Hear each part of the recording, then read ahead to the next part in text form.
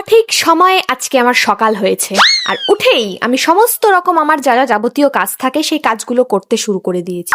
কালকে পরীক্ষা দিয়ে আসার পর থেকেই আমার এত পরিমাণে মাথা ব্যথা করছিল, আমি তো মাথা ব্যথার ট্যাবলেট খেয়ে ঘুমিয়েই পড়েছিলাম, রাতে আর খাওয়াও হয়নি।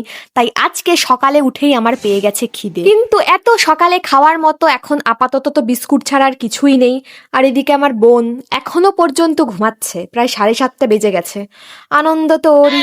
যাই হোক, কি আর করা যাবে, যা যা কাজ ছিল সেগুলো সেরে আমি ফার্স্টে খেলাম চা, কারণ চা ছাড়া আর খাওয়ার মতো কিছুই ছিল না। অনেক কাজ আছে আজকে আমার সারা দিনে, বেডশিটটাও চেঞ্জ করতে হবে, সঙ্গে সেগুলো আমার ধুতে হবে। সৌভাগ্যবশত সকালে আজকে পড়ানোটা নেই, না হলে পড়িয়ে এসে আর ততক্ষণে তো রোদটাও একদম চড়ায় থাকতো, তখন এইসব কাজ করতে আমার তো হালুয়া টাইট হয়ে যেত।